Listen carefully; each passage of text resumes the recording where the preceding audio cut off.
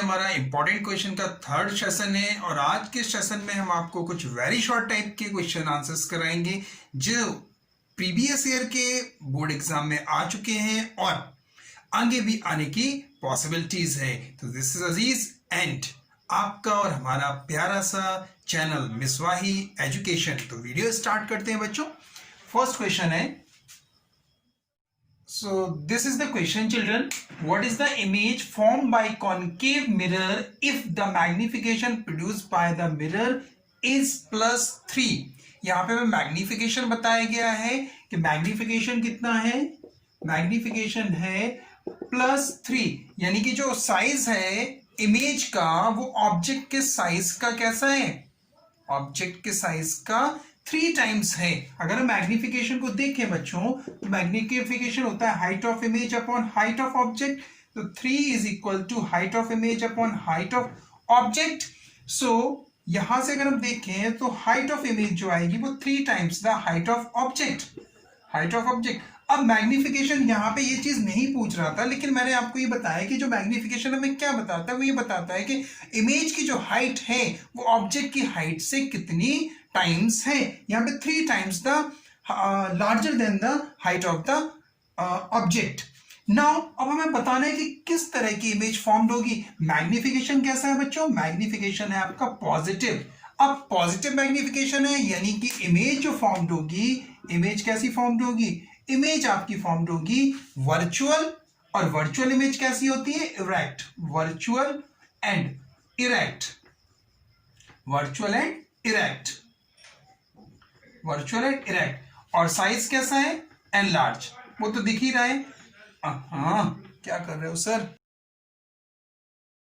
और साइज कैसा है बच्चों, साइज है आपका एनलार्ज, एनलार्ज, वो तो दिख ही रहा था। तो ये हलवा सा क्वेश्चन था जो कि बोर्ड एग्जाम में आ चुका है और हो सकता है इस तरह का कोई क्वेश्चन और भी पूछे। इसको नोट डाउन करो, फिर नेक्स्ट क्वेश्चन कराते हैं।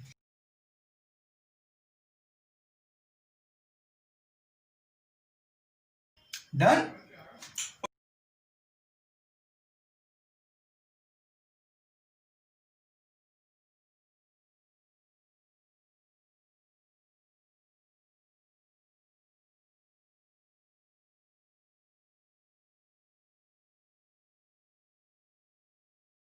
चलिए तो क्वेश्चन नंबर सेकंड करते हैं।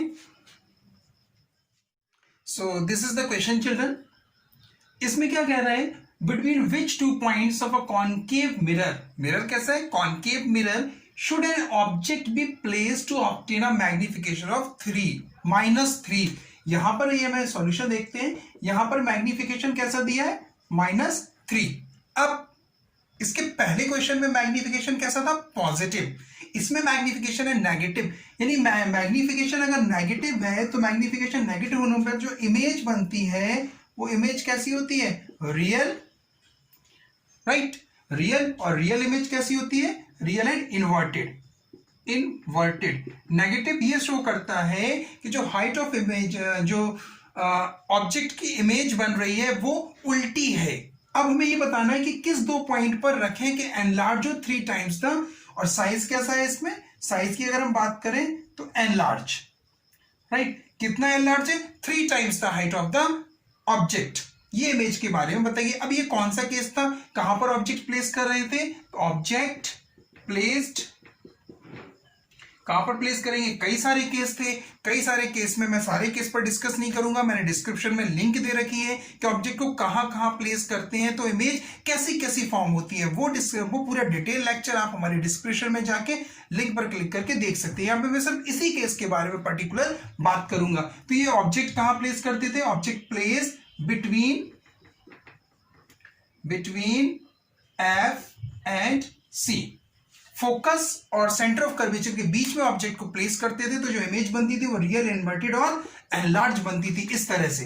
देखिए मैं यहाँ पे बता भी देता हूं, ये हमारा कॉनकेव मिरर है, एकदम कर्व नहीं बनाते हैं लेकिन मैंने यहाँ पे बना दिया है, कोई प्रॉब्लम नहीं है। ये पोल होता है, ये फोकस, और ये फोकस से सेंटर ऑफ कर्वेचर, यहाँ पर ये ऑब्जेक्ट प्लेस किया, फर्स्ट रे पैरेलल गई प्रिंसिपल एक्सिस के, ये प्रिंसिपल एक्सिस पैरेलल, तो पासेस थ्रू कहां से होगी, फोकस से, राइट, ये फोकस से पासेस थ्रू हो गई। दूसरी रे कहां से पास आउट कराएं? सेंटर ऑफ कर्वेचर से।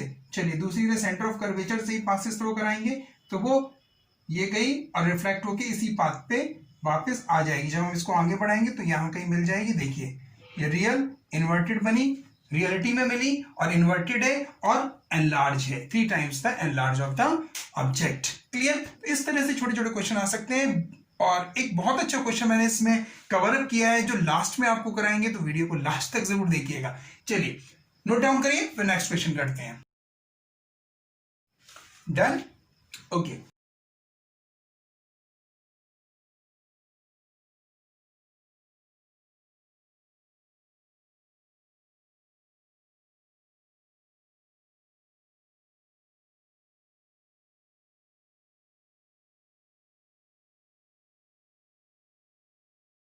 नेक्स्ट क्वेश्चन करते हैं, question number 3। So this is the question children. क्या कह रहा है इस क्वेश्चन में? The refractive index of carbon disulphide is 1.63। Refractive index दिया गया किसका? कार्बन डाइसल्फाइड का। What is the meaning of this statement is relation to the speed of light.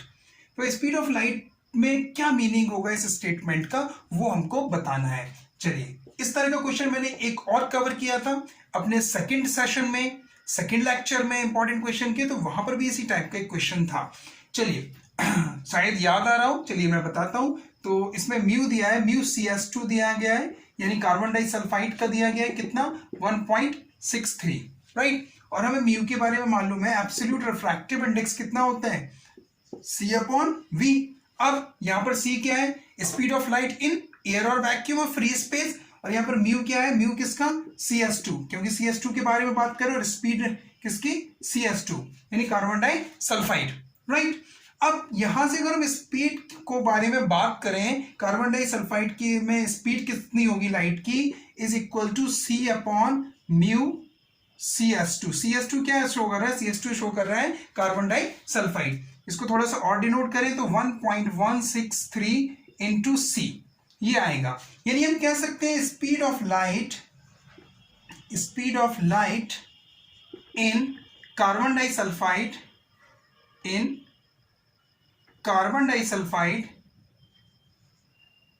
क्या कर रहे हैं सर? चलिए CS2 लिखो। Speed of light in CS2 is 1/1.63 times the speed of light. देख लीजिए यही तो रिलेशन आ रहा, नहीं आ रहा है लाइट कि speed of light in CS2 is 1/1.63 times the speed of light in free space. Free space का मतलब वैक्यूम या एयर, वैक्यूम या एयर भी कह सकते हैं, राइट। क्लियर? तो इस तरह से रिलेशन हम, एक और क्वेश्चन मैंने कराया था तो इस टाइप में पूछ सकते हैं। चलिए नोट डाउन करिए, यानी हम नोट करिए, नेक्स्ट क्वेश्चन कराते हैं। Done?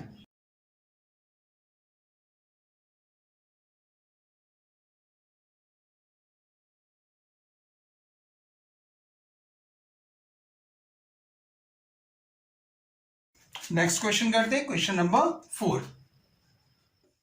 So this is the question children.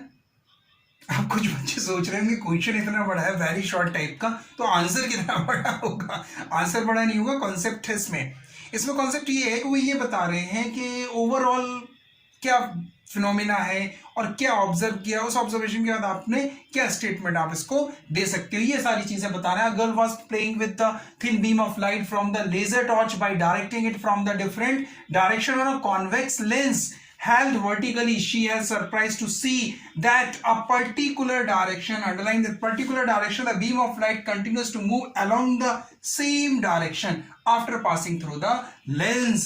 State the reason of this observation. हमको इसका रीजन बताना है कि क्या रीजन होगा।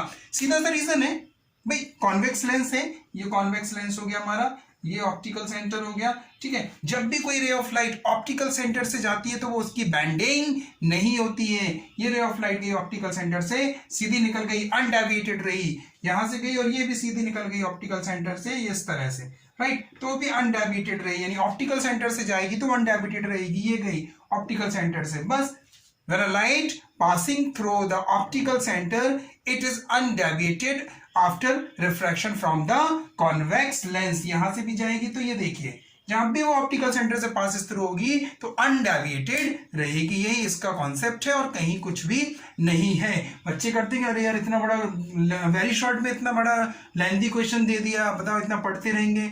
कॉन्सेप्ट था सीधा, उसने ये नहीं पूछा कि किस केस में अनडेविएटेड रहती है, किस केस में लाइट जब लेंस से पासिस थ्रू होती है तो वो अनडेविएटेड, ये नहीं पूछा, बल्कि उसने पूरा स्टोरी बतानी है। फिर उसने पूछा कि इसमें क्या ऑब्जर्व आपने किया। एनीहाउ नोट करिए, एक और बहुत अच्छा क्वेश्चन आपको कराने वाले हैं। Done.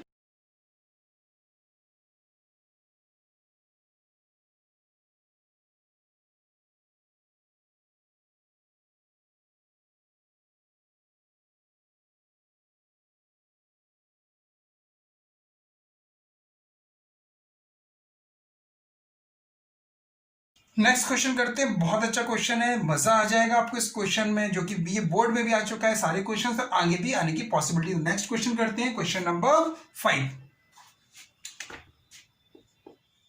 So this is the question children. अब इस क्वेश्चन में ऑप्शन दिए गए और हमको बताना है कि which is the correct option. Question क्या कह रहा था, if you focus the image of a distance object whose shape is given below, whose shape is given below, ये शेप दिया गया है। Okay, on a screen using a convex lens, convex lens का use करना है, and the shape of the image of the object on the screen would be, तो इनमें से कौन सा होगा।